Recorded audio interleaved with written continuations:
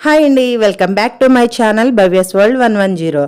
ఏంటి ఈరోజు ఏదో పొడి లాంటివి చూపిస్తున్నాను అనుకుంటున్నారా? అవునండి, ఈ శీతాకాలము మనకి ఎక్కువగా రొంపలు జ్వరాలు అయితే వస్తూ ఉంటాయి కదా. అలాంటప్పుడు మనకి అన్నం అస్సలు తినబుద్ధి అయ్యేదు, నోరు చేదుగా ఉన్నట్లు అనిపిస్తుంది.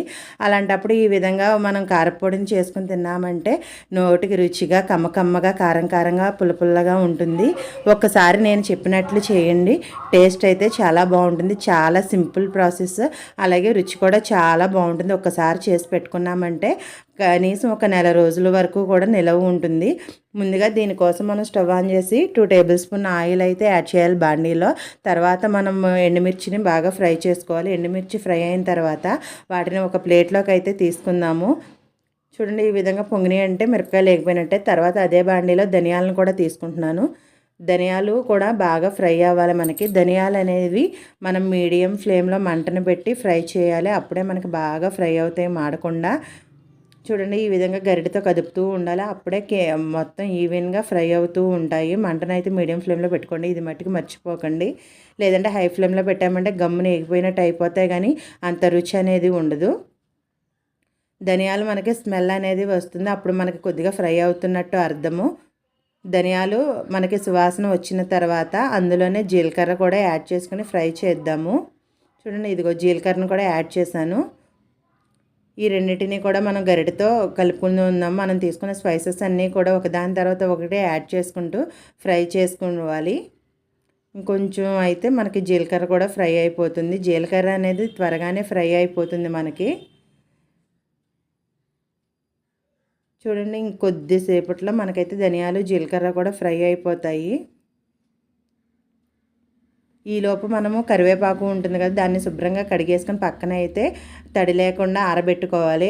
ఎందుకంటే ఇది పొడి చేస్తాం కదా, అప్పుడు ఈ కరివేపాకును కూడా ఇందులో అయితే యాడ్ చేసుకుందాము. చూడండి, నేను ఏ విధంగా పొడిలాగా ఆరబెట్టాను అలాగా ఆరబెట్టుకోండి, అప్పుడే మనకి బాగా నిలవ ఉంటుంది.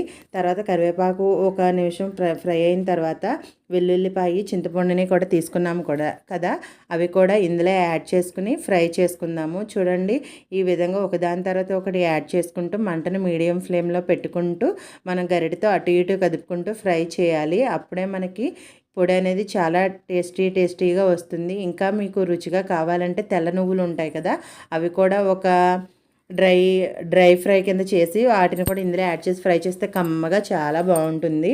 నేను ఒక్కొక్కసారి అలాగా ఒక్కోసారి ఇలాగా కూడా చేస్తూ ఉంటాను. ఎప్పుడన్నా ట్రై చేయకపోతే ఒక్కసారి చేయండి.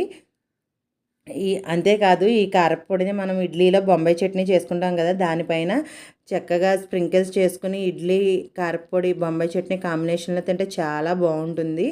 చూడండి, మనం మాట్లాడుతూ ఉండగానే ఇవి అయితే ఫ్రై అయిపోతున్నాయి కదా. కరివేపాకు కూడా చూడండి కొద్దిగా వడిలినట్టు అనిపిస్తుంది కదా.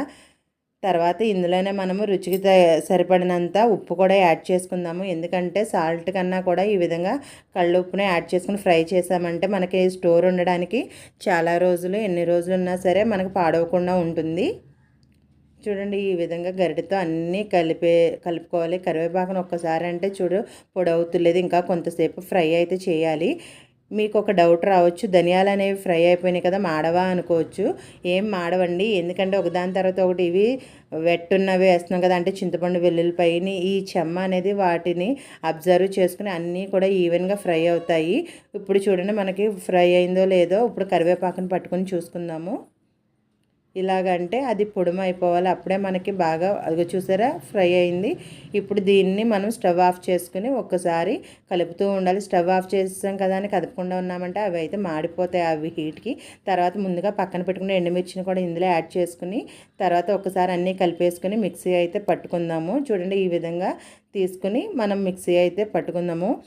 మిక్సీలో మనం మరీ మెత్తగా పొడి చేసేయకూడదు, ఈ విధంగా బరకగా ఉన్నట్టుగా చేసుకోవాలి. నిజంగా ఇందులో వేడివేడి అన్నంలో కారపొడి నెయ్యి వేసుకున్నామంటే టేస్ట్ అయితే అద్దరిపోతుంది. రొంపగా ఉన్నప్పుడు కూడా చాలా బాగుంటుంది. మీరు కనుక నా వీడియో ఫస్ట్ టైం చూసినట్లయితే వీడియో నచ్చితే ప్లీజ్ సబ్స్క్రైబ్ చేసి లైక్ చేయండి. Thanks for watching. Bye bye.